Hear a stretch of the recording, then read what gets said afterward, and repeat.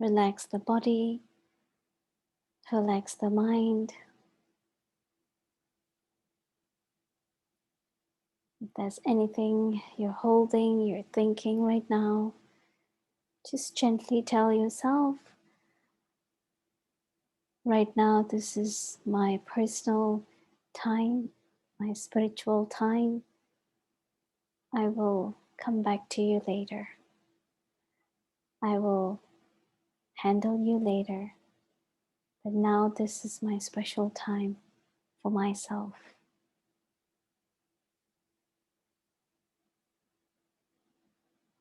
And in this meditation, we're gonna ask some questions. We're gonna contemplate on some questions. And we're going to give ourselves very honest answers without any reasonings, but just being very honest with myself. Let me ask myself the first question.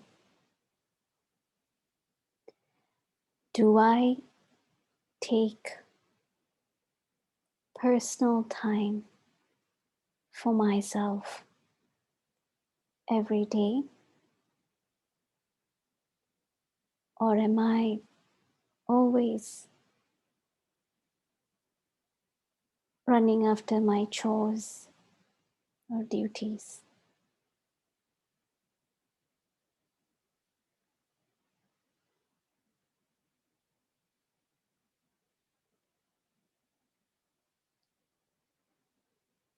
The second question,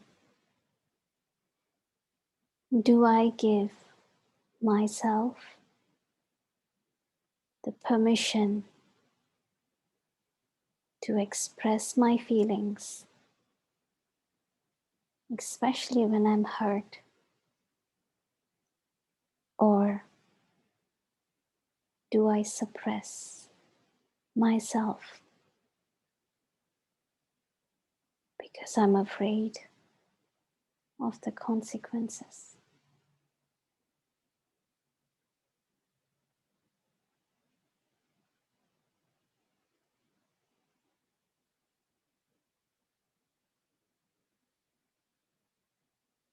Third question,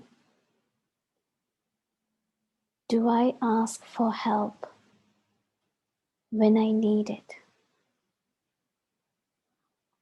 Or I am afraid to ask, thinking it might bother someone else?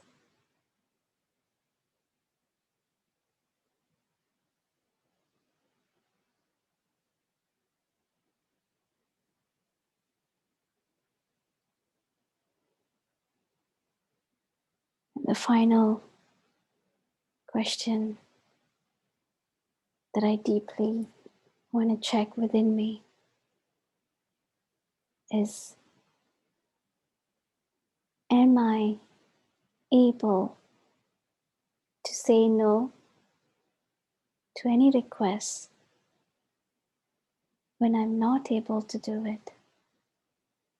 Maybe because I'm busy, or maybe because I have no time, or I can't. Or do I say yes anyways and then work myself out to fulfill that expectation?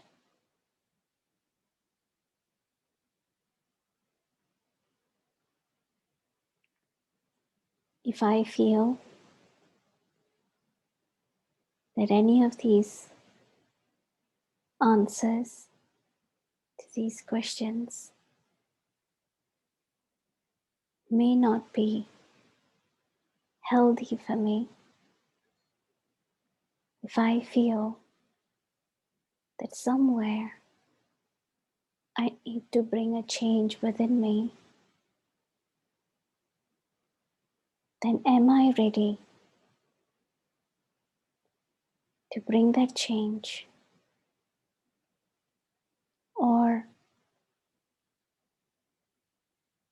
I am comfortable doing whatever I have been doing, even though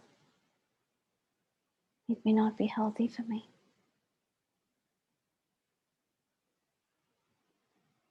Today, in this session, I'm going to learn how I can improve, how I can prioritize myself, my inner health, my mental health, physical health, while fulfilling my responsibilities and yet not compromising with my own needs, with my own space, and the love for myself. I'm ready to learn. I'm ready to understand. And even if I may feel nervous to do it, but let me do it anyways. And let me see. At least let me take the first step to try to bring a change in myself.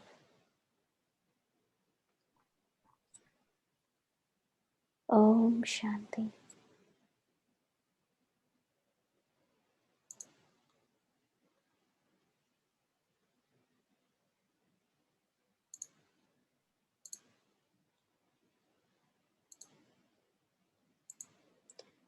Om Shanti.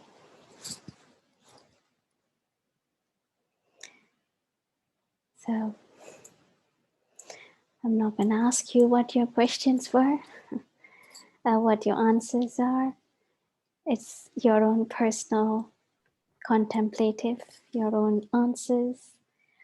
But I'm going to invite now Sister Diane to come and share with us some art, a way of dealing or thinking, responding. How can I face challenges in relationships in a much healthier manner? Welcome, Diane. Thank you, Vinabeth. It's lovely to be here and lovely to be here with all of you. So as Vinabeth just told us, tonight's session is on yogic balances and healthy boundaries. Both of these are so important for good relationships with ourselves and with others.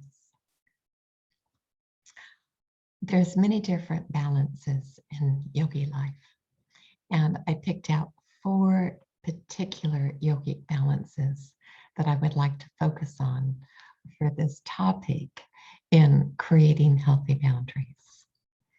One of them is taking care of the self and taking care of the others. As Vinu was saying during her commentary, are we taking that personal time to take care of us, to be healthy, to have some personal time, to take care of our own needs? And we'll talk a lot more about taking care of the self in session number 5. But it means something about our lack of ability to set appropriate boundaries if we're not taking time to take care of ourselves, and if we're always needing to take care of others and their constant needs constantly, and we're letting ourselves wilt and be unhealthy and not take care of the self because we're not comfortable doing the other. We're not comfortable saying no. We're not comfortable fulfilling every need. And so taking care of the self, spending time for that, and taking care of others. This is one yogic balance. And feeding into that is another yogic balance. And that is the balance of love and power. In Raj Yoga, taking in love from the Supreme Soul is something that we do daily. It's so beautiful because we all want to have love in our life, and we all want to be full of love, and we all want to be loving with others. We all want to have that contentment and those loving relationships. So love, we understand why power. Power is that light of strength. Both of them go together because sometimes love can be soft and it can be fluffy. But at other times, if we're going to have good relationships with ourselves and others, we need to have a love that's powerful. In Raj Yoga, one of the things you're doing is learning how to control your own mind, as well as being full of love and peace and light. And so one of the goals is to be independent so that I can operate in a space of love. I can operate from my peace, and I can engage in relationships with that love, with that peace, with that happiness, with that self-respect. So power is needed in order to do that. Without that balance of love and power, then it's very easy to become dependent on other people.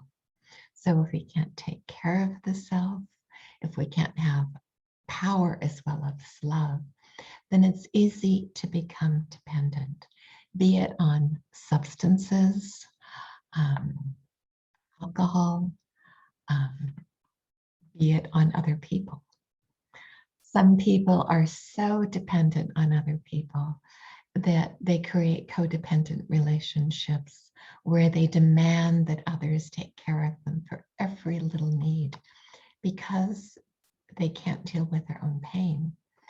And so there evolves from that some really unhealthy things that go on. I've met, for example, women that have actually told me if I was only good enough, he would stop drinking. So to be so much into codependency that they can't separate their well-being, they can't become independent and look at their rights. Yes, others have rights too, but what are our rights and what is our self-respect? Is our self-respect completely tied into that of another person? So that goes to a third yogic balance for good relationships, and that is love and detachment. Love and detachment is an interesting one. And in Western language, detachment can mean cold and withdrawn, dry, uninterested, uncaring. But it doesn't mean that in Raj Yoga, as taught by the Karmic Law. Detachment means I can be an observer. I can see who you are, and I can see who I am. And I can see that we're different people, that we're different souls, that I have my particular personality traits and you have your particular personality traits. But I know that we're separate. Some people, if someone slams the door, a spouse or a friend or whoever it is, and they slam the door and they leave angry, that person just goes completely down. Their every emotion is tied to their partner, whoever it may be a friend or a spouse or whoever. So they're constantly going up and down depending on someone else's moods. And so this balance of love and detachment is that I can observe you and see that we are separate. that we each have our personality. We each have our karmic accounts. And if I can observe slightly and detach slightly, then I can stay more loving towards you because I don't need to go down with you. I can look at where I want to go with you. How can I help? How can I be supportive? How can we make this work? What do we need to do? Maybe there's some things I need to do. Maybe there's some things that you need to do. But this balance of love and detachment is so wonderful. And it of course relates to the love and power. For example, if someone is a gossiper and they're gossiping about you, can you have that balance? So these yogic balances are things that you can actually work on during meditation. I'm going to tell you about one more, and that is self-respect and humility. This is a fourth yogic balance that is really lovely. So self-respect, I know who I am. I'm basing my self-respect on my qualities, on my values. Humility, I know those come from God. Now, a lot of the people, so I have balance. One can't have self-respect without humility. One can't have true humility without self-respect. They go together. They're a pair. So I should be able to know my qualities and be grateful to God that I have them. A lot of people today aren't in that space. People often are arrogant, which actually means they go around talking about how important they are, but actually inside they're afraid they are not that. So they need to brag and boast and prop themselves up to others. And then other people are disheartened. Somebody says something to them and they feel sad and hurt and depressed. And both of them are problems. So, and some people swing from one to the other. But in life, things do sometimes threaten us or hurt us.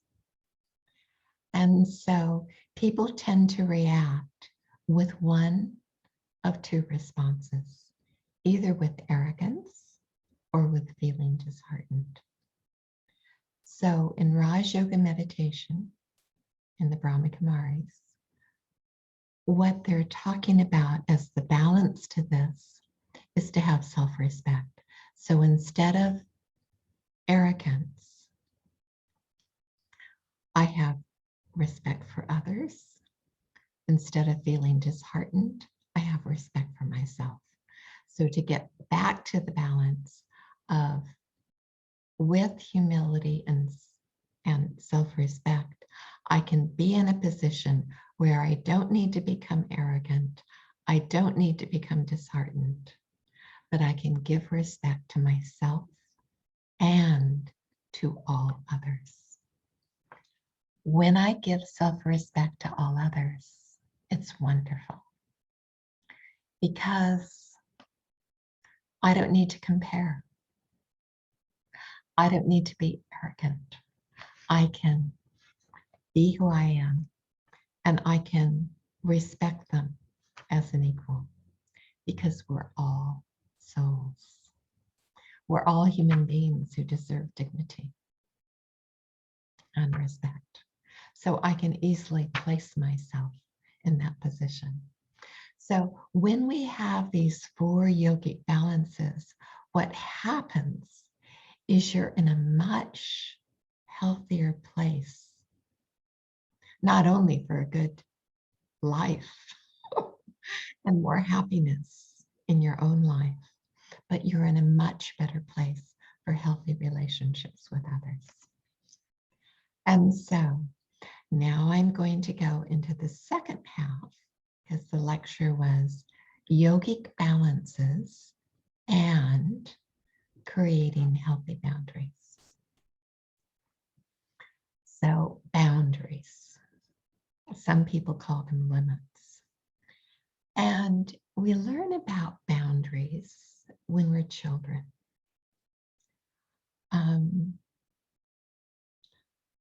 A lot of children, for example, when they go to someone else's house or to school, they might find that other people behave differently than them. And then when they get older, how their parents treated them, or their brothers and sisters, or their relatives, or their friends, they may think that that's normal. And sometimes it is, and sometimes it isn't.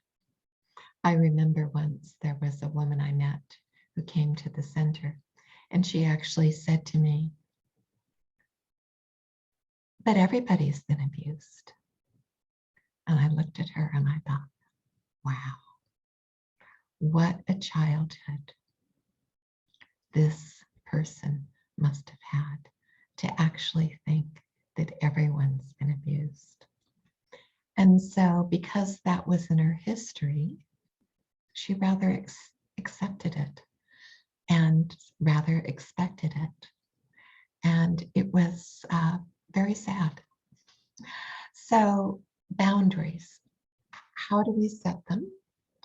And how do we do that in the way of a yogi and in a way for myself that is beneficial, but is also beneficial to others? Because a yogi, I want to do both. I want to benefit myself and others. I want the relationship to be better. So what is necessary? Two keys. One key, it's really important to be aware of your flags, to begin to look at your feelings and to notice when you're uncomfortable with something. And to realize that you have the right to be treated with respect, to be treated with dignity. Others have rights, and you also have rights. There is a karmic law that's very interesting. And this karmic law is, don't take advantage of others, and don't let others take advantage of you. I'll repeat that. Don't take advantage of others, and don't let others take advantage of you. So this is the key thing karmically to understand. Because people that are codependents, this is where they get into trouble. They give up all their rights and they let others take advantage of them. Another thing I'd like to mention is that some people, they aren't comfortable stating a boundary. So they're not comfortable saying, "Oh, I'm sorry, I can't do that," or "Gee, that makes me really uncomfortable," or "Would you mind da da da da da." They're really uncomfortable giving a boundary because they don't feel that they have a right, or they're afraid that someone's going to get mad at them. So I've encountered people who will stuff their uncomfort, but then all of a sudden they completely blow up. They've reached the point where they're so uncomfortable that they finally decided that they have a right. But they have to be so uncomfortable that they actually have to get angry in order to say something, because they don't allow themselves to have rights, and because their self-confidence. So this boundary thing is very interesting. So one of the things, two things that make it easy. One thing is to look at how you can set a boundary in a yogic way. So people usually, when they're responding to something that's difficult, or when they're frightened of something or uncomfortable, then they can be passive, or often they're aggressive. I read an article in the LA Times about Asian mistreatment the other day. There's an increase, unfortunately, incredibly unfortunately, in this country in hate crimes. And this person was saying, what do we do? Do we just not say anything, or do we get aggressive? And the writer of that article and the person that she interviewed only saw those two options. They didn't realize, or they didn't mention, they didn't consider that there's another option. There's a third option that is so much superior. If you are passive and meet a bully and you're passive, you will often be stepped on harder. They will often make your life more difficult. If you are aggressive, then it can prove to be dangerous. You can get in a fight. You know, it can prove to be very dangerous to be aggressive. And so there's another option, and that other option is to be assertive. And one of the tools that I really love is to be benevolently assertive, because that is a yogic option. Or you can be assertive and you can have other balances. But this assertion thing is really lovely, because you're not passive and you're not aggressive. So I'm going to give you some examples. So in order to do this, all you have to know is that you have rights. You have a right, for example, to decide what your diet is. So if you go to someone's home and they offer you an alcoholic beverage, you might want to say, oh, thanks, but I don't drink. Can I have a sparkling water, you know, tonic with lime, or whatever it is? And you can just do it lightly. You don't need to be uncomfortable if you have that self-respect and know you have a right to your own habits. I remember once a friend came over when I was very first a yogi, and they didn't know that I had stopped drinking wine. So they brought me a very nice bottle of wine, and they were coming, and I had some of my other professional colleagues visiting as well. And so there was other people around, so I just graciously accepted the bottle of wine and said, thank you so much. It was so sweet of you to think of this. And I put it in the kitchen, and I didn't serve it. And when they left at the end of the evening, I brought out the bottle of wine and I gave it to them. And I said, it was so sweet of you to bring this, but I don't drink anymore. So if you don't mind, I'm going to give it back to you. I'm so glad you came tonight. So part of it is being comfortable. I probably can give you a million examples of when I've been assertive. I remember once I was, in my early days of being a Brahmakumari, I was very often in Mike-Sari.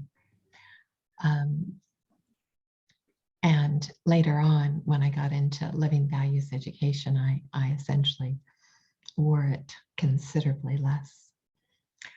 So in 1984, we did a program for Daddy Prakash Bani, who was the head of the university in 1984.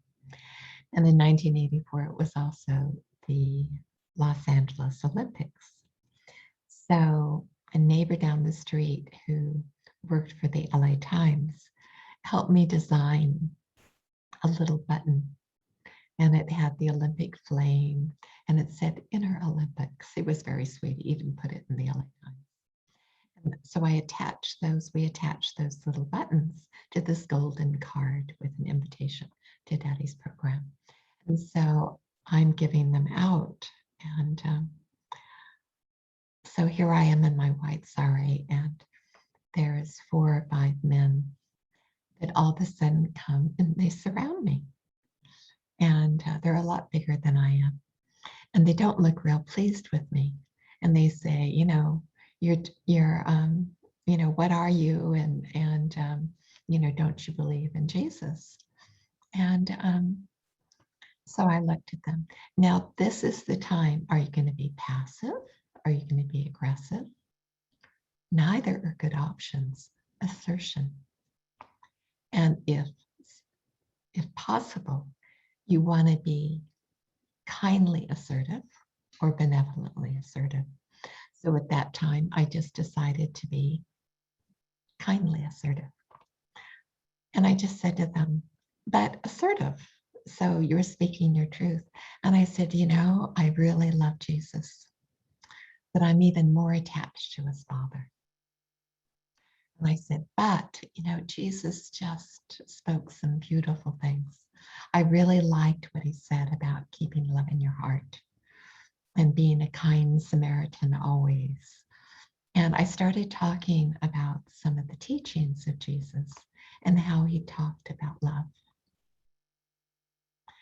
And there was nothing they could do other than to start being loving. So they dropped their aggression. They dropped their attitude. They put smiles on their faces and they started behaving themselves. And we had a nice conversation. And then they left. So assertion is a beautiful thing. I remember once I was in a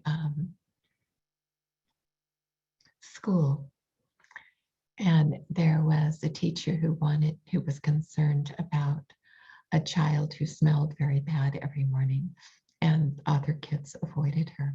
So I told her, just tell the mother to bathe her in the morning instead of at night. And she said, I just can't tell her. How do I do it? And I said, just keep love in your heart. If you keep love in your heart for the little girl and concern for that little girl, and you care about the mother as well, then it's easy to do. All you have to do is tell her what's going on. Say, I really care for your little girl, and she has a problem in the morning because she smells like urine.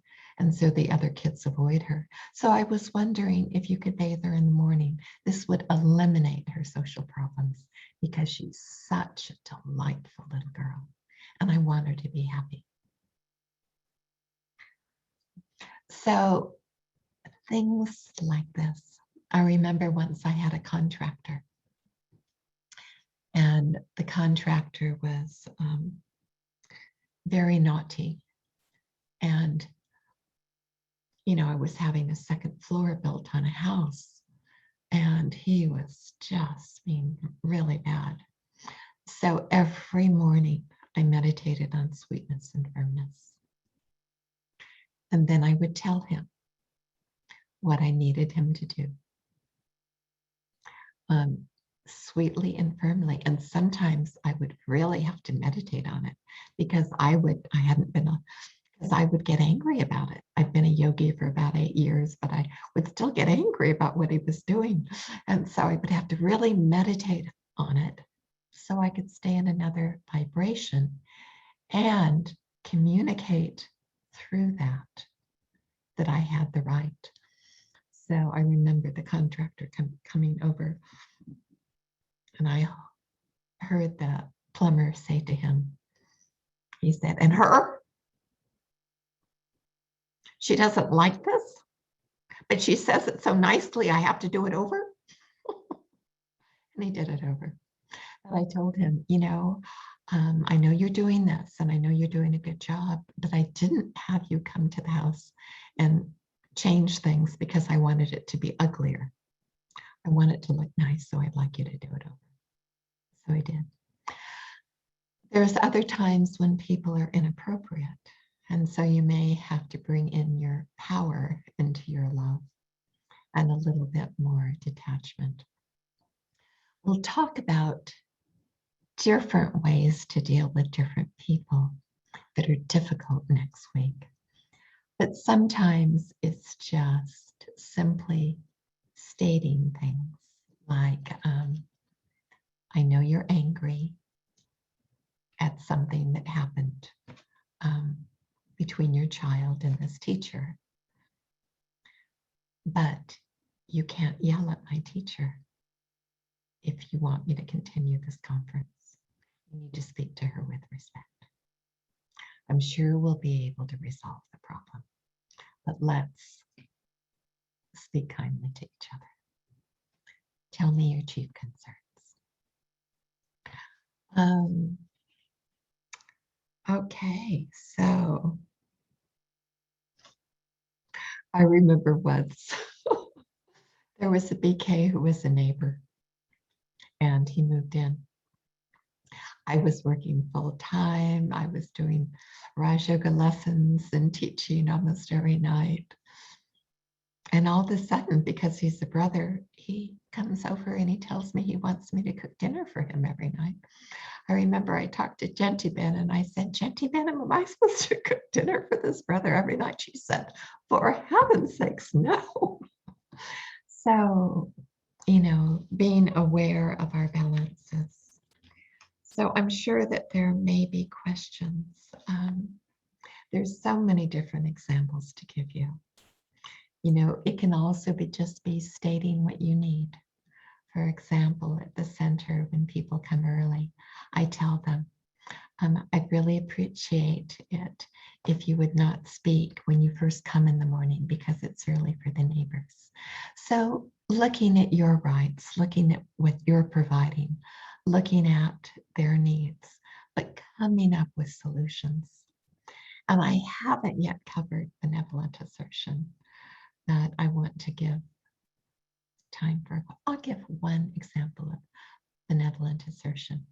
When I was reading that article on the increase in Asian hate, and she gave an example of somebody that had said something mean in an elevator. And I thought, what could be said that would be benevolently assertive? So a benevolent assertion is when you say something, but you say it in a way that is not confrontational, but that invites harmony through your words and your vibration while disagreeing with them. So you might say something, if somebody says something like, you guys are all, why don't you go back to your country? Your culture is whatever. You could say something like, I think kindness is part of every culture. But you're offering a different view. If they say something, this one I've used, if they say something like against a different race or religion, I'll say something like, the world wouldn't be nearly as rich or interesting if we were all the same. I really like the variety of cultures and religions in our world. So you can say something like that. And if you are in your self-respect and your humility and your dignity, then you can do it with love. And they will often join you with a smile. So good luck to you all. Lovely to chat with you. And are there any questions? Yeah. Yes, So there's a request. Oh yeah. Who is I it? have a question. Okay. I manage a lot of people, used to manage a lot of people, and I see sometimes communication skills reflect the person in different way. For example, uh, the person, English may not be, American may not be their first language. So when they are nervous about it, they speak language in such a way that it conveys as if they are rude or they are aggressive, but in reality they may not be. How should one deal with that? So they are in a different culture than you. I'm saying I'm seeing between the majority culture and a different culture where the English is not a first language. And the way they present themselves in order to be accepted, it is more like they come across aggressive, but they are really not. Okay, so if you like this person and you're a friend and you want to help them, then you say, use their name and you say something positive to them, such as, it's so nice to have you as part of our team. So first you say something nice. And then you can just give a little tiny, tiny suggestion, such as, it's so lovely to have you as part of the team. I was noticing, and then you can make an observation. I was noticing that Mike gets upset a little upset when you say this to him, and use exactly their words. And then you can say to them, you can say it just slightly different and he won't get upset with you. And then tell them what they can say differently. Thank you. Sometimes people don't realize, people from other cultures, they don't know the norms of this country or speaking a certain way. Like,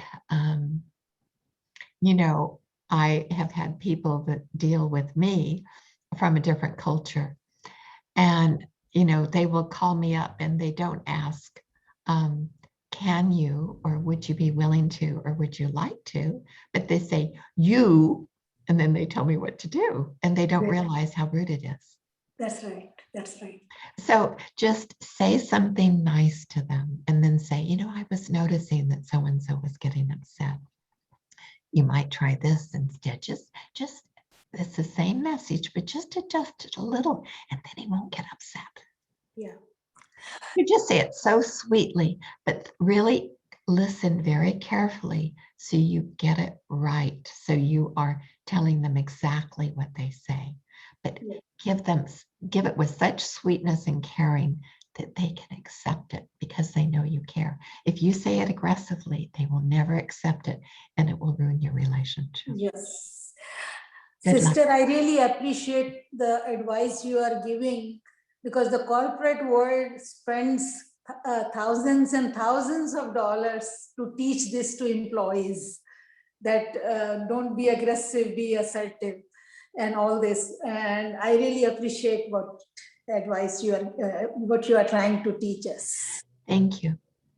And in the corporate courses, because I've taken them because of my profession, but in the corporate courses, they don't factor in often the vibration behind it. Yes. Or benevolence.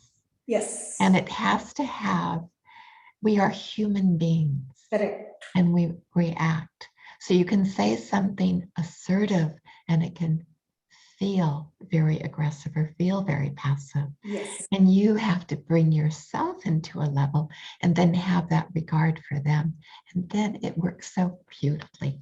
Once I told my boss, he was telling me these jokes, and I just said to him, he was such a lovely man. Just a wonderful boss. But this was decades ago, and those jokes bosses could tell to people. And I said to him, Bill, I really don't like that kind of joke.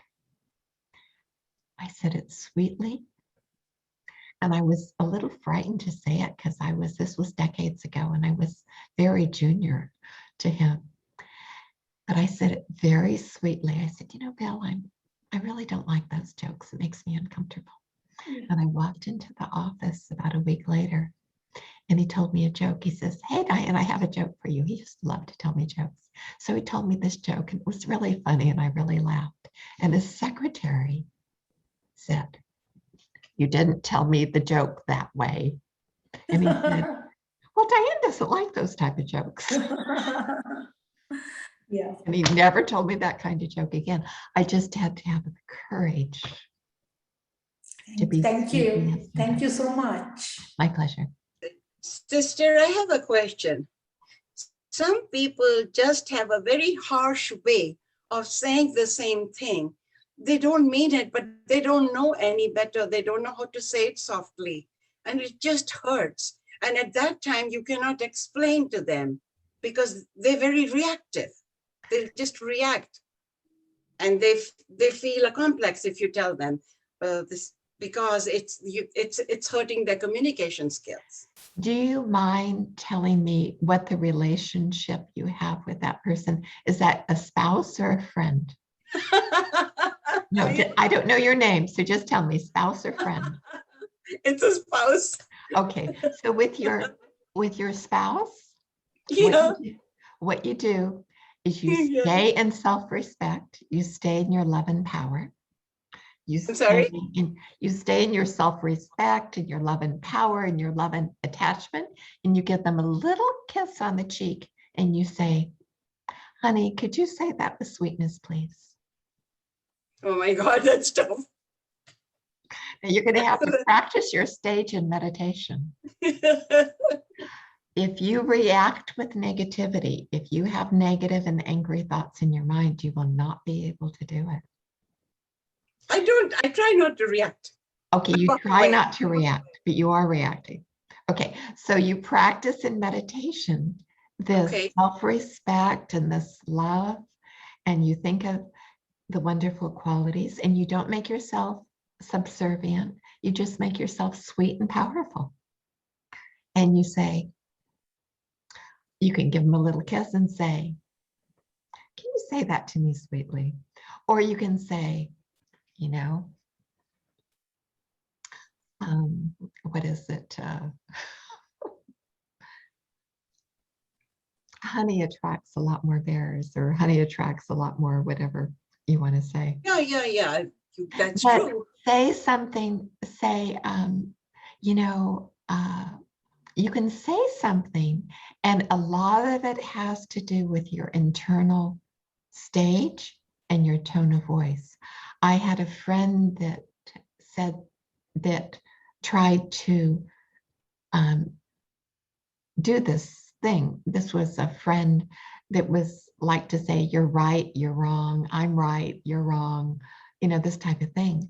And he said it 3 times to me on 3 different occasions. And every time I just very softly said, and lightly, I don't play the blame game. And that's all I said. I don't play the 3 times. It's never happened again, and it's been years. So, you know, find a way to be light about it and give them the clue. But remember, what's important to them, whether or not they want to admit it, is you.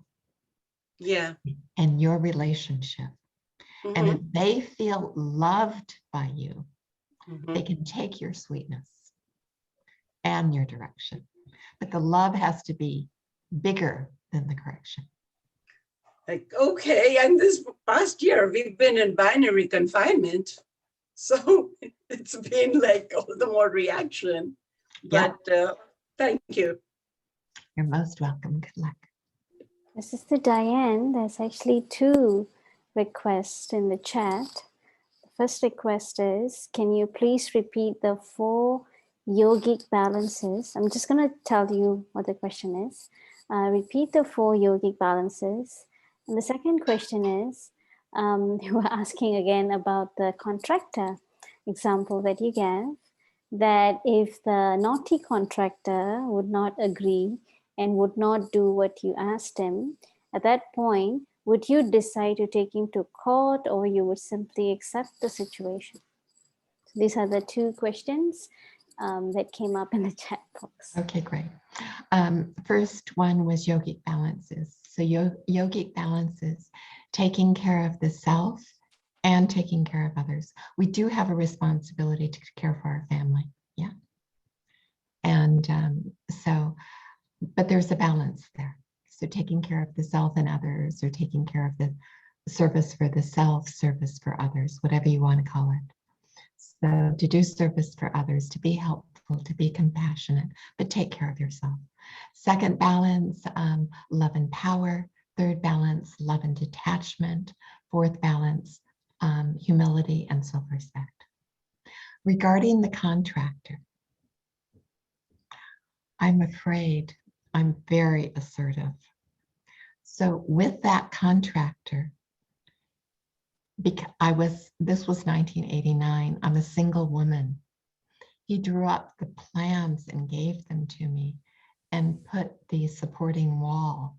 So there's a solid wall. So in the living room, you couldn't see the staircase, but it would be through a dark hallway. And I told him that wasn't okay with me. And he told me he had already done the plans, and so it had to be okay. And I told him I didn't want him to do the house then, because I didn't want the supporting wall there. So he told me he was going to sue me for $20,000. So I called the bank that handled the account that I had to put the money in advance for the contractor. And I talked them into taking all the money that I put in out of the account and back into my account. When he found out, he was really upset. And he said, that is impossible. They won't do that for anyone. That's never happened before. I said, just because I'm a woman doesn't mean you don't have to pay attention to me. I do not want the supporting wall there. He said, all right, we will listen to you from now on. So to answer your question, I am very assertive. So by that time, he had learned that he needed to do what I said. Diane. Gee. Hi. I'm very assertive. And but one thing that I found, that when your friend brought a wine bottle for you, you accepted it.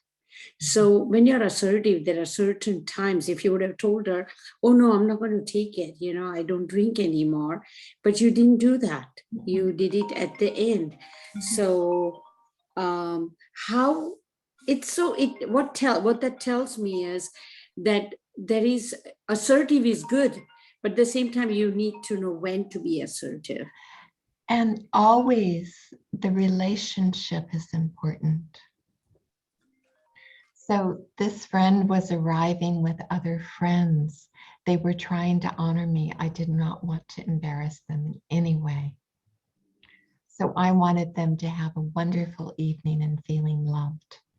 So that love has to be first, except for the contractor who was violating my rights. But for a friend, for a spouse, yeah, you really have to look at relationships. So, and timing is everything. Too, I remember once, but so many times, there was a yogi who was senior to me when I was first in Raj Yoga. She was quite senior to me. And I was staying with her for a month in another country. And here I am, a new yogi on the block, and she's in charge of a country. And I'm staying with her, but I saw that she was doing something that was really harming relationships. And because of my profession, I felt I had a moral obligation to her because I cared about her, to tell her. So I waited for 3 days, looking for an opportunity where she might be able to hear me if I said it kindly enough. We'll discuss the next session, the 4-step process to give a correction. I have one more question. The detachment, loving detachment, and how you can do loving detachment with setting a boundary. Okay. Now we're going And into the next section. Let me look. Okay. All right. So let's say this one actually fits for next week much better. But okay, well, we'll wait for next week. It's not because the example that comes to mind is when someone's angry. Oh. And so love and detachment when someone's angry is very important. But then there also needs to be a boundary so it can stop it. Right. Definitely we'll wait. I'm looking forward to it. Okay, great. I look forward to hearing your voice again. Okay. Sister Diane, Gee. I was just wondering that I know accepting the alcohol in front of the other friends and you don't want to embarrass, and I understand. I don't drink either, and sometimes people do bring me the bottle of wine or something. Is it better? Is it okay to accept and then just give it away to somebody who drinks? Well, I think karmically it's a lot cleaner to do it the way I did it. Okay. So give it back to them rather than giving it to somebody else who drinks. Because it was alcohol, I felt it was karmically cleaner to give it back to them. And also, they would have a tendency to bring it to me every time they came. And then they will be embarrassed and I will feel awkward when they learn from our mutual friends that I don't drink. So it's just a lot easier to be honest about it. Yeah, right. If they keep doing it, I agree. But sometimes that's what I do. I take it and just pass it on to somebody who does drink. If it's, I can understand that. Right. But I think I can do what you said you did. Yeah, because if they keep drinking it, they're going to feel bad when they find out that you don't drink. So yeah, it's just easier. Partners in crime. You're right. Yeah. Yeah. Thank you. My pleasure. I had one comment, and maybe Diane can give clarification. So in that wine example, if you accepted it, if someone accepted it to not get into a discussion, then the other problem also can happen that the other person, because they gave you the wine, they may expect something later from you. Because you never know, when people give you something, they build expectations too without you knowing also many times. Any comments on that? No, in this instance, these are friends that I'd worked with for 25 years. So, there wasn't, so we would get together, the whole group of us, a couple of times a year, and, whose ever house it was, you would usually bring a little gift. So anyhow. Okay, thank you. Sure. Okay. One more quick question on the same thing is that suppose because we don't drink, we don't like to serve. And in the weddings and everything, nowadays, if you don't serve the wine, kids don't like it, even though they're just out of the peer pressure. So what is this a nice boundary between here? So your children are getting married? Yes. Okay. In the wedding time, if I'm not drinking and I believe not serving, and then at the wedding time, even if the suppose opposite party is also not drinking, suppose, how do we do it? You know what I do? I think you will have to decide for yourself, but I have a simple rule for me. And my very simple rule I have is that inside my house or the center, alcohol and meat aren't allowed because those are my principles. So my family knows that and my friends know that. And the contractor, I told him, the rules are no drinking on the job, no meat, and no swearing. So we had to agree to my rules. I was very clear. But, when I go to my brother's house and he wants to serve whatever he serves, because all my brothers drink, I think they do. I don't actually know. I think one does. Anyhow, if my brother or my friends, like I've gone to a friend's house and, excuse me. And if she serves a glass of wine to my other friends, it's her house.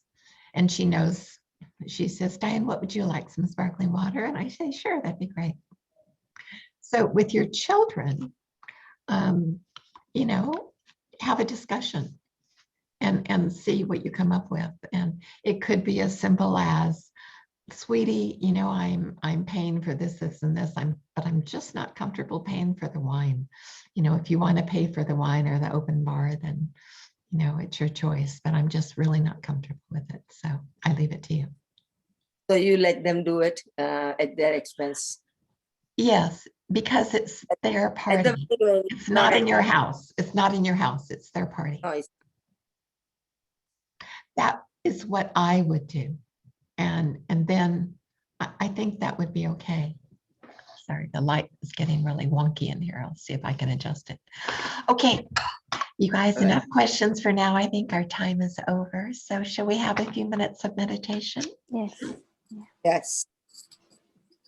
Okay. Thank you, Sister Diane. You're most welcome, and thank you for your excellent questions, and thank you for coming. And we'll end with a couple minutes meditation, huh? Thank you. Teeny Ben, would you, it's this light. Oh, I should just close that window. That's a brilliant thought. I'll do that. Do you want me to put the light on the screen? Would you put The light? the picture on Okay, the screen, and music if you like. And when the music ends in the meditation, then I will just see you next week. So I'll say goodbye now. Yeah. So thank you for coming, and have a wonderful week, you guys. Enjoy practicing your balances during your meditation. Thank you. Thank you, sister. Thank you. Thank you, Diane. Thank you. Thank you, Sister Diane. Thank you, sister Diane. Good night.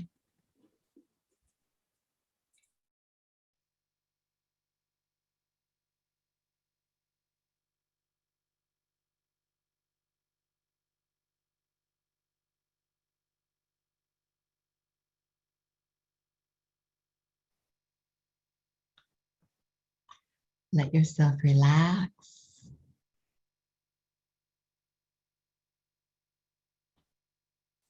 And think about one of your qualities,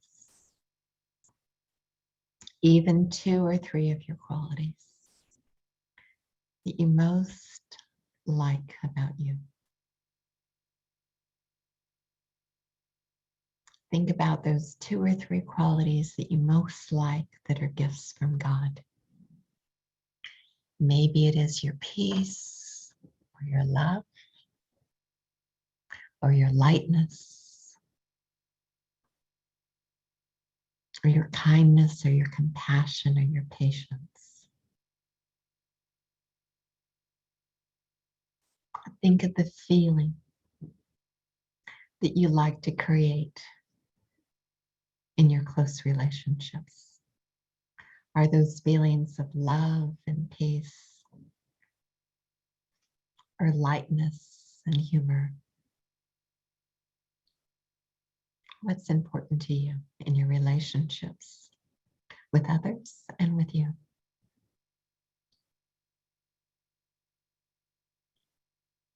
And take in God's light and love and peace, and feel the presence of God. And as you feel that presence, think of one thing that you would like to do to take care of yourself just a little more. Maybe carving out more time for yourself, to take a little walk, or to meditate or pray in the morning.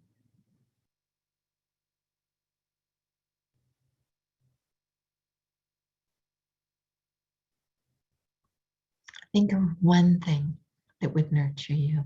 It may be calling a relative or a friend once a week.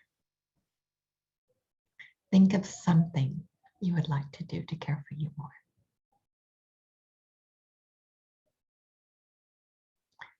And now reflect back on a limit. Reflect back on a request that you would have liked to have said no to, but you didn't. And see how, when you want to say no and you don't, how did that impact you?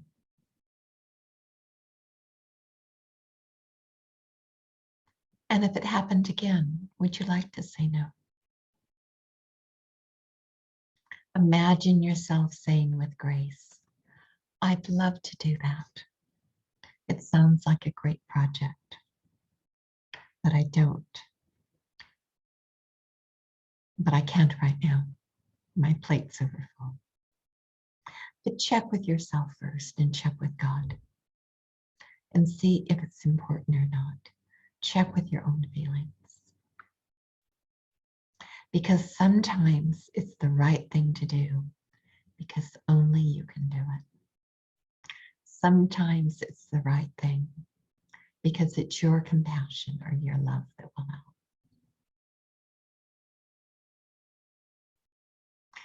And now think of one little thing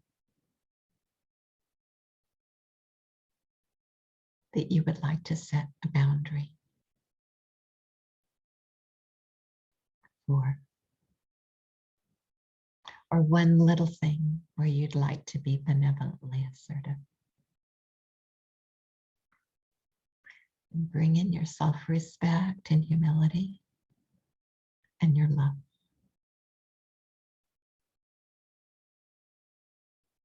So that when you deliver your sentence, whatever it is, it's with your respect and humility, with you knowing your rights, and you also knowing the rights of others, and saying that with that respect for them and that love for them.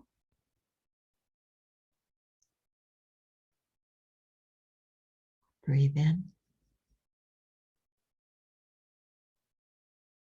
and enjoy feeling perhaps the love or the peace or the contentment or the lightness.